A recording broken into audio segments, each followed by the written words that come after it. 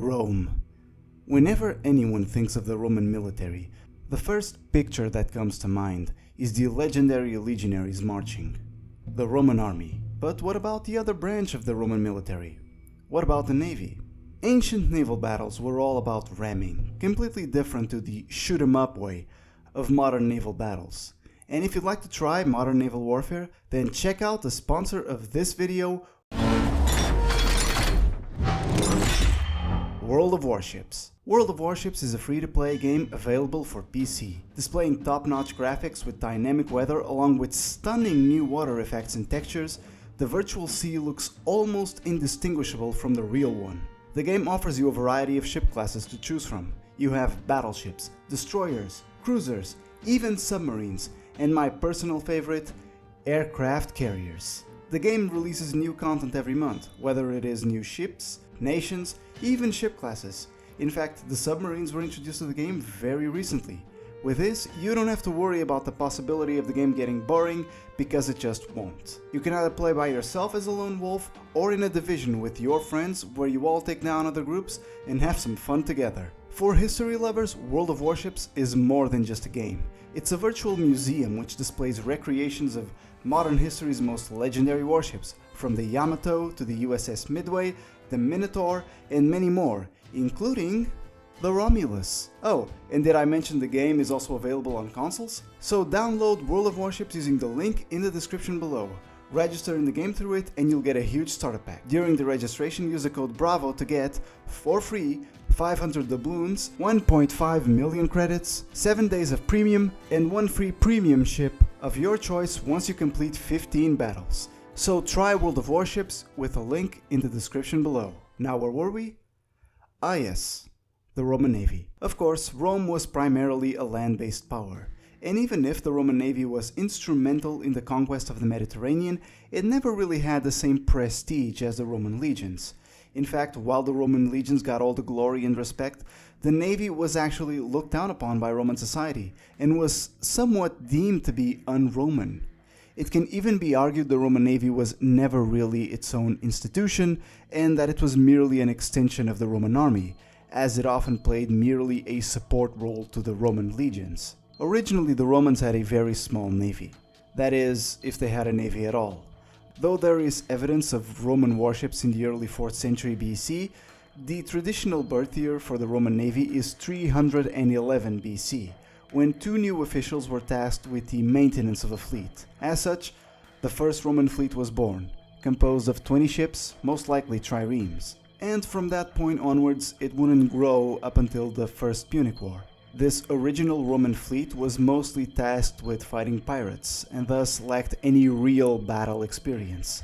It never really grew up until that point, because the Romans didn't rely on their fleet in the wars they fought. Rome was a land-based power, and were known for adaptability and deep manpower reserves, and as such, never really needed their fleet to fight their wars, especially as they all took place in Italy, their own backyard. The First Punic War would change things. The Roman campaign in Sicily forced the Romans to build a real fleet.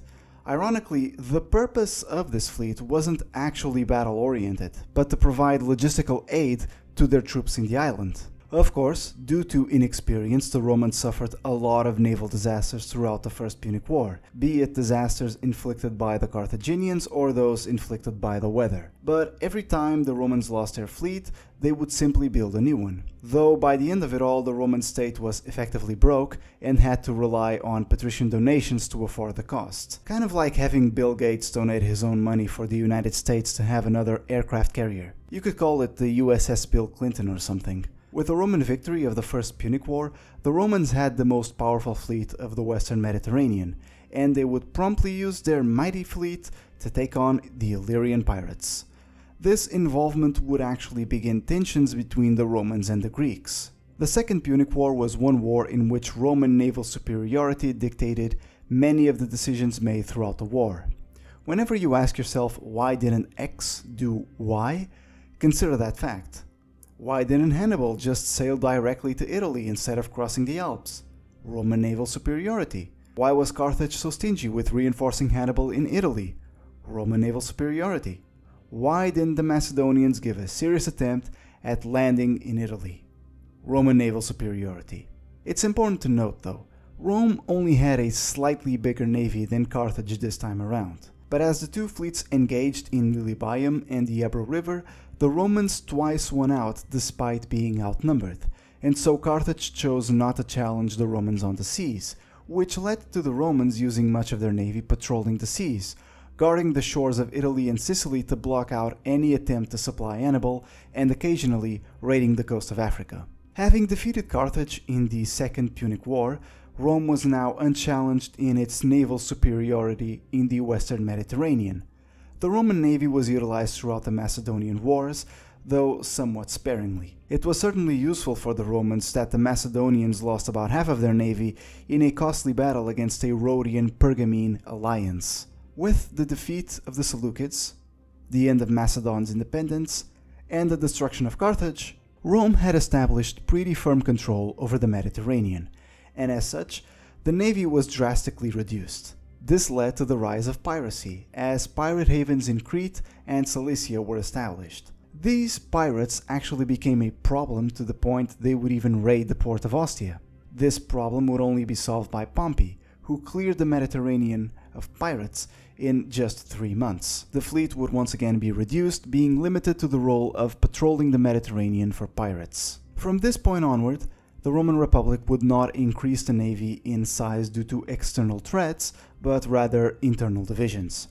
While Caesar certainly had a new fleet built to fight the Veneti in the Gallic Wars, that was the exception.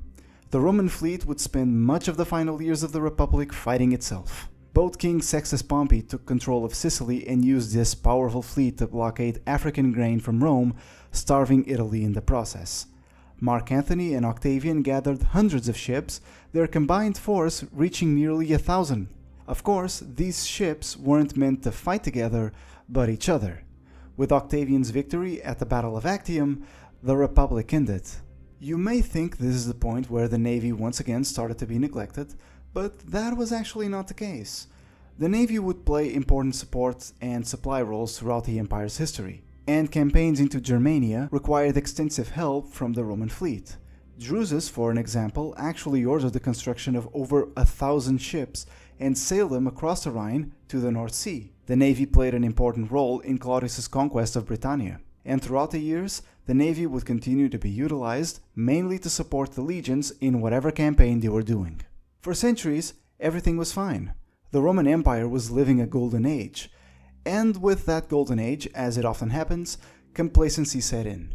Naval tactics and technology were neglected, and the Roman naval system had become hopelessly outdated. Raids from barbarian tribes would occur in Britannia and Phrygia in the west, and throughout the Black Sea in the east.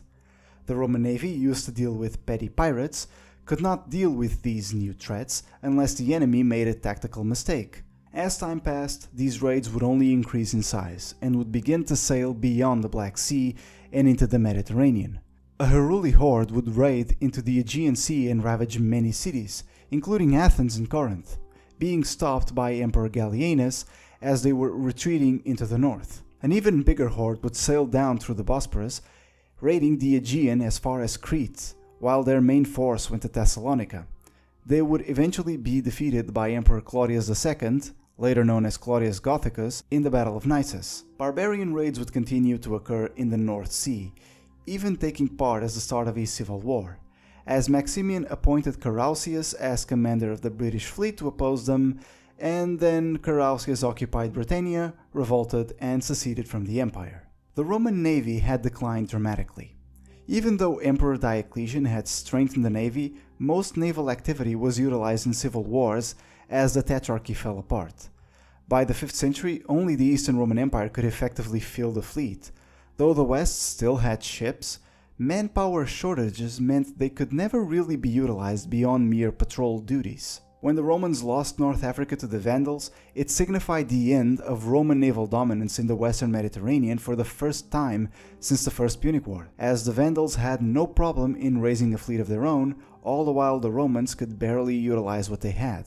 The emperors Majorian and Anthemius tried to challenge Vandal dominance of the Western Mediterranean, building a war fleet of their own. But once that fleet was destroyed, in both battle or simply burned down in the shore by paid traders. Both those events would prove to be disastrous for the Western Roman Empire, as building the imperial fleet was expensive, and for draining the imperial coffers, they got nothing as a reward. There would be no recovery for the Western Roman Empire. But for the East, well, that's a whole different story. The Eastern Roman Navy actually had firm control over its seas, and even as the Eastern Roman Empire declined as centuries passed, their navy would remain a significant player in the Mediterranean up until the 11th century. Thank you so much for watching this video. If you like what you see, leave a like, comment in the section below, and if you're not subscribed, then by all means, I'd really appreciate it. This was Spectrum, and I'll see you around.